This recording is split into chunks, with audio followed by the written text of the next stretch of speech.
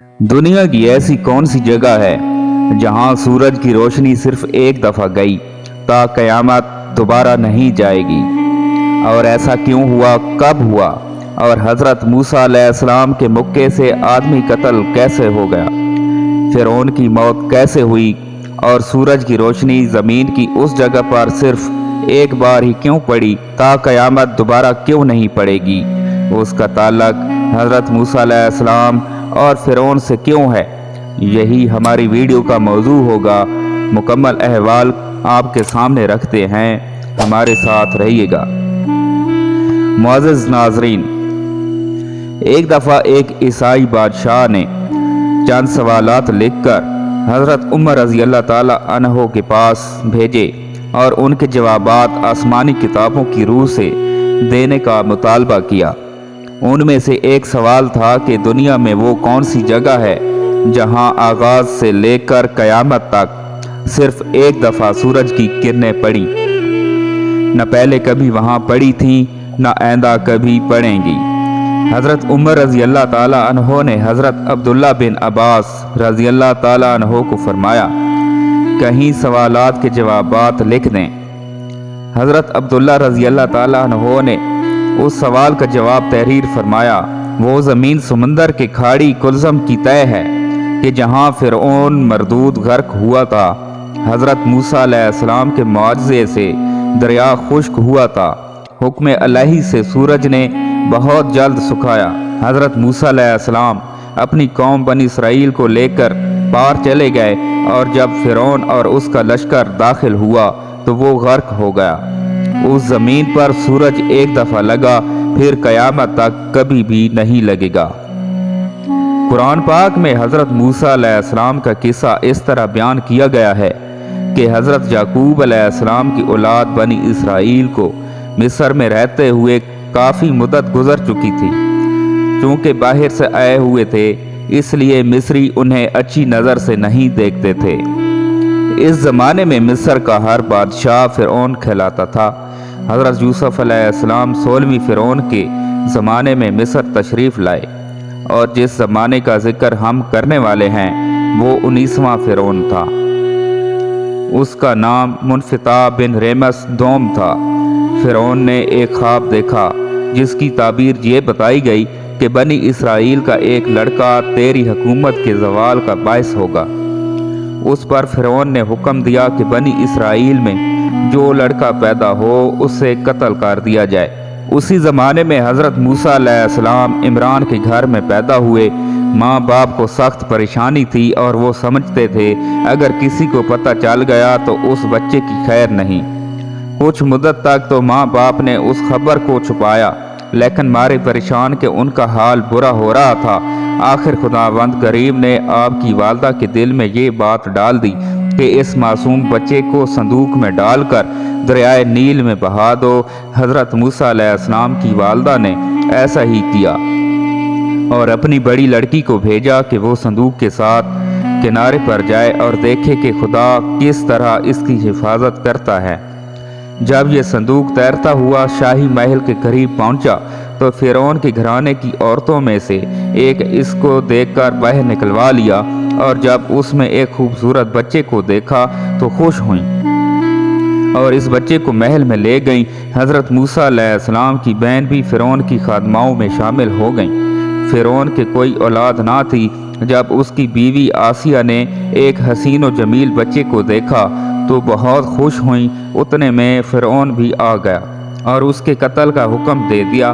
फिरौन की बीवी ने मिन्नत से कहा कि इस मासूम को कत्ल ना करो, कोई बड़ी बात नहीं। अगर यही बच्चा मेरी और तेरी आंखों का नूर और दिल का सरूर बन जाए और हम इसको अपना बेटा बना लें, और अगर हकीकत में यही वो बच्चा है जो तेरे ख्वाब की ताबीर बनने वाला है, तो हम उसकी ऐसी तरबियत करेंगे कि हमारे लिए नुकसान रसान बनने की बजाय मुफीद ही साबित हो। इस तरह फिरौन हज़रत मूसा अलैहिस्सलाम का कत्ल करने से बाज रहा। हज़रत मूसा अलैहिस्सलाम फिरौन के घर में पलकर जवान हुए। आप बड़े खूबसूरत और ताकतवर थे।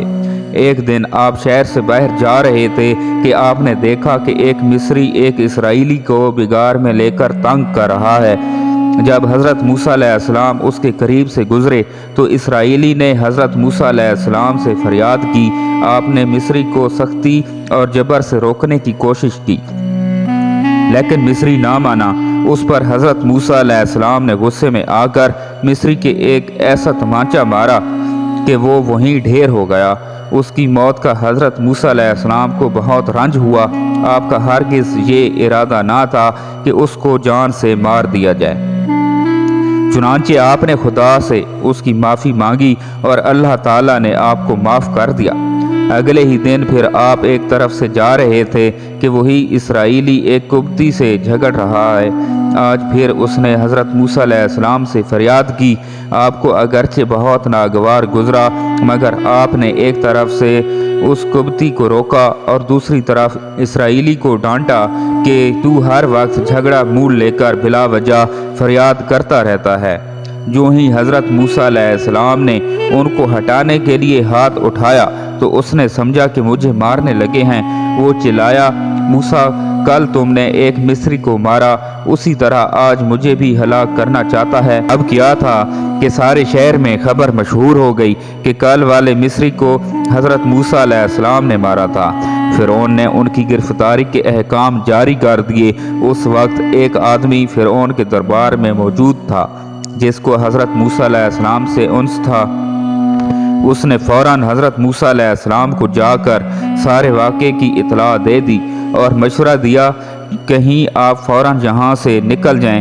چنانچہ حضرت موسیٰ علیہ السلام سے بے سر و سامان نکل کھڑے ہوئے اور منزلیں طے کرتے ہوئے مدین کے شہر جا پہنچے۔ آپ بھوک اور پیاس سے نڈھال ہو رہے تھے۔ جب ایک کنویں پر پہنچے تو دیکھا کہ کنویں پر لوگوں کی بھیڑ لگی ہوئی ہے اور لوگ اپنے اپنے ریوڑوں کو پانی پلا رہے ہیں۔ سب سے پیچھے دو لڑکیاں اپنی بکریاں لیے کھڑی ہیں۔ حضرت موسیٰ علیہ السلام نے ان لڑکیوں سے پوچھا کہ تم کیوں اپنی بکریوں کو پانی نہیں پلاتی؟ انہوں نے کہا ہمارا باپ ضعیف ہے اور ہم کمزور عورتیں، یہاں جو طاقتور ہے وہ سب سے پہلے اپنے ریوڑ کو پانی پلاتا ہے۔ حضرت موسیٰ علیہ السلام بڑے وجیح، خوش شکل اور جوان تھے۔ آپ بھیڑ کو چیرتے ہوئے آگے بڑھے اور اس چرسے کو جس کو 3-4 آدمی کھینچتے تھے اکیلے ہی کھینچ کر پانی نکالا اور ان لڑکیوں کے ریوڑ کو پلا دیا۔ وہ لڑکیاں تو چلی گئیں اور حضرت موسیٰ علیہ السلام ایک درخت کے نیچے لیٹ گئے۔ جب وہ لڑکیاں گھر پہنچیں تو ان کا بوڑھا باپ بہت حیران ہوا اور پوچھا کہ آج تم پہلے ہی کیوں آ گئی ہو؟ انہوں نے کہا کہ ایک پردیسی نوجوان آ گیا تھا جس نے ہماری بکریوں کو پہلے پانی پلا دیا۔ بوڑھے باپ نے کہا کہ یہ احسان فراموشی ہوگی کہ ہم اپنے محسن کے ساتھ کوئی اچھا سلوک نہ کریں۔ جاؤ پردیسی نوجوان کو اپنے گھر بلا لو تاکہ ہم اس کی کچھ خدمت کر سکیں۔ چنانچہ ایک لڑکی گئی اور حضرت موسیٰ علیہ السلام کو ساتھ لے آئی۔ ان کے باپ نے حضرت موسیٰ علیہ السلام کو کھانا کھلایا اور اس طرف آنے کی وجہ پوچھی۔ آپ نے تمام واقعہ سنا دیا۔ اس لڑکی نے جو آپ کو بلانے گئی تھی اپنے بزرگ باپ سے کہا کہ بابا جان بہتر ہوگا کہ اس نوجوان کو ملازم رکھ لیا جائے۔ ملازم وہی اچھا ہوتا ہے جو ایماندار بھی ہو اور طاقتور بھی۔ یہ سن کر وہ بزرگ بہت خوش ہوئے اور حضرت موسیٰ علیہ السلام سے کہا کہ اگر تم 8 سال میری بکریاں چراؤ تو اپنی یہ بیٹی تمہارے نکاح میں دے دوں گا، اور اگر تم 2 سال اور بکریاں چراؤ تو یہی لڑکی کا حق مہر ہوگا۔ حضرت موسیٰ علیہ السلام نے اس کو قبول کیا اور فرمایا یہ میری خوشی پر چھوڑ دیجئے، ان دونوں میں سے جو مدت میں چاہوں اس کو پورا کر دوں۔ چنانچہ مقررہ مدت تک بکریاں چرانے کے بعد حضرت موسیٰ علیہ السلام کی شادی ہو گئی۔ ایک دن حضرت موسیٰ علیہ السلام بکریاں چراتے ہوئے دور نکل گئے۔ آپ کی بیوی بھی آپ کے ہمراہ تھی۔ رات ہو گئی اور آپ راستہ بھول گئے۔ رات بڑی سرد اور تاریک تھی۔ آپ کو آگ کی تلاش ہوئی، ادھر ادھر دیکھا، سامنے کوہ سینا پر چمکتا ہوا شعلہ نظر آیا۔ آپ نے اپنی بیوی سے کہا تم یہیں ٹھہرو، میں وہاں سے آگ لے آؤں، اور ہو سکتا ہے وہاں کوئی ایسا آدمی مل جائے جو ہمیں سیدھا راستہ بتا سکے۔ آپ چلے جا رہے تھے اور آگ دور ہوتی جا رہی تھی۔ جب کچھ دور تک چلنے کے خوف کھانے لگے اور قریب تھا کہ وہ واپس آ جائیں کہ آواز آئی، اے موسیٰ علیہ السلام، میں تیرا پروردگار ہوں، اپنا جوتا اتار دے، یہ طویٰ کی مقدس وادی ہے، میں نے تجھ کو رسالت کے لیے چن لیا ہے، بس جو کچھ حکم دوں اس کو غور سے سن۔ سچ ہے خدا کے دین کا، موسیٰ سے پوچھئے احوال کہ آگ لینے کو جائیں پیغمبری مل جائے۔ حضرت موسیٰ علیہ السلام یہ آواز سن کر چونکے اور اپنے جوتے اتار دیے، خوشی اور مسرت سے حیران کھڑے تھے کہ آواز آئی، موسیٰ تیرے دائیں ہاتھ میں کیا ہے؟ حضرت موسیٰ علیہ السلام نے عرض کی کہ یہ میرا سونٹا ہے، اس سے میں بکریوں کے لیے پتے جھاڑتا ہوں اور اس کی ٹیک لگا کر آرام کرتا ہوں۔ اللہ تعالیٰ کا حکم ہوا کہ اس لاٹھی کو زمین پر ڈال دو۔ جو ہی حضرت موسیٰ علیہ السلام نے اپنی لاٹھی زمین پر پھینکی، وہ ایک خوفناک اژدہا بن کر دوڑنے لگا۔ حضرت موسیٰ علیہ السلام گھر کو بھاگنے ہی والے تھے کہ اللہ تعالیٰ نے فرمایا، موسیٰ خوف نہ کھاؤ، اس کو پکڑ لو، ہم اس کو پھر اسی حالت میں لوٹا دیں گے۔ جب حضرت موسیٰ علیہ السلام نے اس اژدہا کو پکڑا تو وہ پھر لاٹھی تھی۔ اب اللہ تعالیٰ نے حکم دیا کہ اپنے ہاتھ کو گریبان کے اندر میں سے کر کے باہر نکالیے، وہ روشن ہو جائے گا اور یہ ایک بیماری نہ ہوگی بلکہ تیرے اللہ کی نشانیاں ہیں۔ ہماری ان نشانیوں کو لے کر فرعون کے پاس جاؤ اور اس کی قوم کو سیدھا راستہ دکھاؤ، اس نے بہت سرکشی اور نافرمانی اختیار کر رکھی ہے اور وہ بنی اسرائیل پر انتہائی ظلم کر رہا ہے، ان کو اس غلامی اور ذلت سے نجات دلاؤ۔ حضرت موسیٰ علیہ السلام اپنے بھائی کو ساتھ لے کر فرعون کے دربار گئے اور فرعون سے کہا کہ خدا نے مجھے اپنا پیغمبر اور رسول بنا کر تیرے پاس بھیجا ہے، ہم تم سے دو باتیں کہتے ہیں، ایک تو خدا واحد پر ایمان لے آؤ، دوسرے بنی اسرائیل پر ظلم و ستم سے باز آ جاؤ اور ان کو غلامی سے نجات دو۔ فرعون سے کافی باتیں ہوئیں۔ حضرت موسیٰ علیہ السلام نے پیار و محبت سے فرعون کو سمجھانے کی بہت کوشش کی اور جب اس سے کوئی جواب نہ بن آیا تو درباریوں سے کہنے لگا کہ یہ کوئی پاگل معلوم ہوتا ہے، اور کچھ بحثی کرنے لگا اور اپنے وزیر بامان سے کہنے لگا کہ ایک اونچی عمارت بناؤ جس پر چڑھ کر میں موسیٰ علیہ السلام کے خدا کو دیکھ سکوں، اور میں تو اس کو جھوٹا سمجھتا ہوں۔ حضرت موسیٰ علیہ السلام نے کہا کہ میں اپنی صداقت میں تیرے پاس ظاہر نشان لایا ہوں۔ فرعون نے کہا، اگر تیرے پاس کوئی نشان ہے تو ہمیں بھی دکھا۔ حضرت موسیٰ علیہ السلام نے اپنی لاٹھی کو زمین پر پھینک دیا اور وہ ایک خوفناک اژدہا بن گیا۔ پھر اپنا ہاتھ گریبان کے اندر لے گئے، جب نکالا تو وہ ایک رون ستارے کی طرح چمک رہا تھا۔ یہ دیکھ کر فرعون کے درباری چلا اٹھے کہ یہ تو کوئی بہت بڑا جادوگر ہے۔ چنانچہ یہ فیصلہ ہوا کہ اب تو موسیٰ علیہ السلام اور ہارون کو جانے دیجیے اور کچھ دن بعد اپنی سلطنت کے تمام بڑے بڑے جادوگروں کو اکٹھا کر کے حضرت موسیٰ علیہ السلام سے مقابلہ کرایا جائے۔ مقابلے سے پہلے حضرت موسیٰ علیہ السلام نے عوام کو مخاطب کرتے ہوئے فرمایا، اللہ پر جھوٹی تہمت نہ لگاؤ، ایسا نہ ہو کہ خدا کا عذاب تم کو دنیا سے نیست و نابود کر دے۔ جادوگروں نے آگے بڑھ کر کہا کہ ان باتوں کو جانے دو، اب ذرا دو دو ہاتھ ہو جائیں، اب یہ بتاؤ کہ پہل تم کرو گے یا ہم کریں؟ آپ نے دیکھا کہ اب پر کوئی بات اثر نہیں کرتی تو آپ نے فرمایا کہ پہل تمہاری طرف سے ہونی چاہیے۔ اب ان جادوگروں نے اپنی رسیاں، بان اور لاٹھیاں زمین پر ڈال دیں، جو اژدہا بن کر زمین پر دوڑنے لگے۔ یہ دیکھ کر حضرت موسیٰ علیہ السلام کچھ گھبرا گئے، مگر اسی وقت خدا کا حکم ہوا، موسیٰ خوف نہ کھاؤ، ہمارا وعدہ ہے تم غالب رہو گے، اپنی لاٹھی کو زمین پر ڈال دو۔ حضرت موسیٰ علیہ السلام نے فوراً اپنا عصا زمین پر پھینک دیا اور وہ ایک خوفناک اژدہا بن گیا جس نے تمام جادو کے زور سے بنے ہوئے نمائشی سانپوں کو نگل لیا۔ جادوگر یہ دیکھ کر سخت حیران ہوئے اور پکار اٹھے کہ موسیٰ علیہ السلام کا یہ عمل جادو نہیں بلکہ خدا کا معجزہ ہے، اور فوراً سجدہ میں گر پڑے اور اعلان کیا کہ ہم موسیٰ علیہ السلام اور ہارون کے خدا پر ایمان لے آئے ہیں۔ جادوگروں نے کہا کہ اب سچائی ہمارے سامنے آ گئی ہے، تو جو کچھ کرنا چاہتا ہے کر گزر، ہم ایک خدا پر ایمان لا چکے ہیں، وہ ہماری خطائیں بخش دے۔ یہ دیکھ کر اسرائیلی نوجوانوں کی ایک جماعت بھی حضرت موسیٰ علیہ السلام پر ایمان لے آئی، لیکن وہ بھی فرعون کی قہر و غضب سے ڈرتے تھے، اس لیے کھل کر اعلان نہ کر سکے۔ حضرت موسیٰ علیہ السلام نے کہا کہ اگر تم واقعی اللہ تعالیٰ پر ایمان لے آئے ہو اور اس کے فرمانبردار بننا چاہتے ہو تو فرعون سے ہرگز نہ ڈرو اور اللہ پر اپنا بھروسہ رکھو۔ اس کے جواب میں انہوں نے کہا کہ ہم اللہ پر ہی بھروسہ کرتے ہیں۔ جب حضرت موسیٰ علیہ السلام کو فرعون اور اس کے درباریوں کے منصوبوں کا علم ہوا تو آپ نے بنی اسرائیل کے لوگوں نے کہا، موسیٰ، ہم تو پہلے ہی مصیبتوں میں پھنسے ہوئے تھے، تیرے آنے سے کچھ امید بندی تھی، مگر تیرے آنے کے بعد تو اور بھی مصیبت آ گئی۔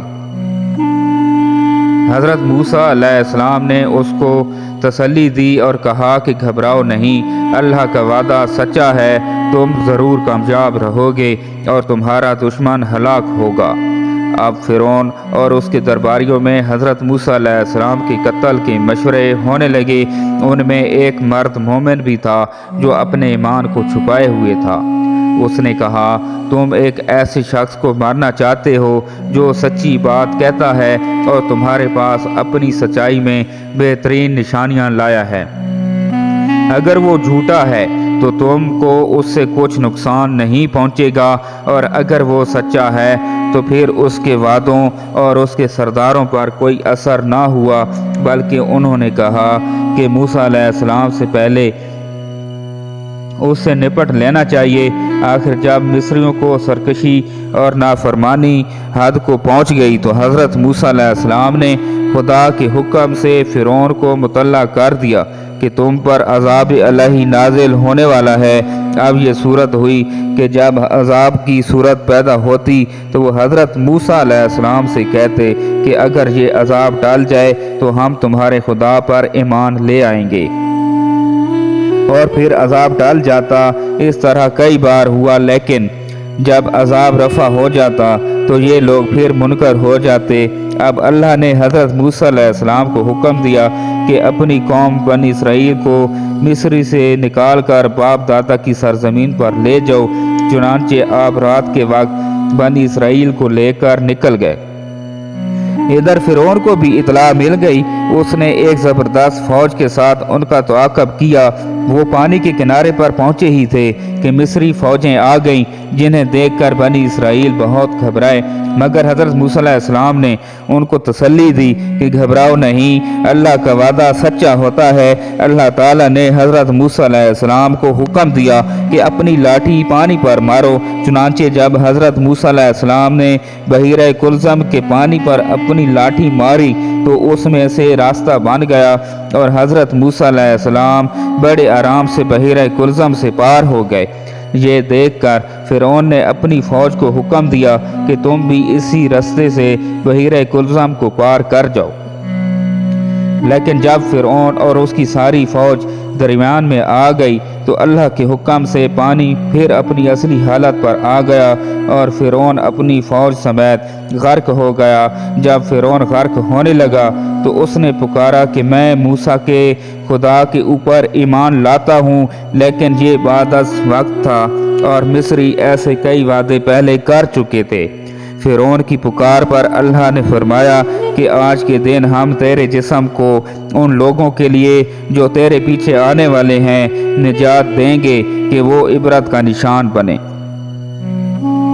چنانچہ ہزاروں سال کے بعد اس کی لاش دستیاب ہوئی ہے اور اب مصر کے عجائب خانہ میں موجود ہے۔ محترم ناظرین، امید کرتا ہوں کہ آپ کو ہماری آج کی نئی ویڈیو اچھی لگی ہوگی۔ اگر آپ کو ہماری آج کی نئی ویڈیو اچھی لگی ہے لائک کر دیں اور ساتھ ہی لگے بیل آئیکن کے بٹن کو بھی پریس کر دیں تاکہ ہماری ہر نئی آنے والی ویڈیو آپ تک بر وقت پہنچ سکے۔ اللہ پاک آپ کا حامی و ناصر ہو۔ اللہ حافظ۔ اور اگر آپ کو ہماری ویڈیو اچھی لگی ہے تو کمنٹس میں پیارا سا اللہ کا نام لکھ دیجئے اور ہماری حوصلہ شکنی کیجئے۔ اسلامک نالج 1122 کو سبسکرائب کریں۔